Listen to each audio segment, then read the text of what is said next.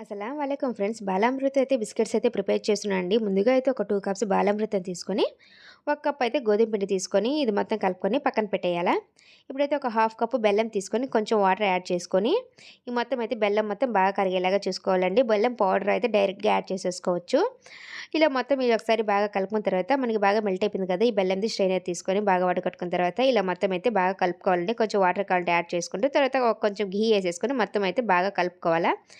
ఇంకా చపాతీ కర్ర తీసుకొని దానికి గాని కొంచెము ఘీ అప్లై చేసేసి మొత్తం ఒకసారి బాగా స్ప్రెడ్ చేసేసుకోవాలండి. తర్వాత మనం చిన్న చిన్న బాల్స్‌గా చేసేసుకొని ఇలాగా బాగా రుద్దుకోవాలండి. ఇలా బాగా రుద్దుకున్న తర్వాత మనకి మరీ థిక్‌గా లేకుండా, మరీ పల్చగా లేకుండా ఇలాగ ఈ థిక్‌నెస్ ఉంటే కరెక్ట్‌గా సరిపోతుంది. ఇంక మనకి ఏ షేప్‌లో కావాలో ఆ షేప్‌లో అయితే మనం ఇలా కట్ చేసేసుకోవాలండి మొత్తము.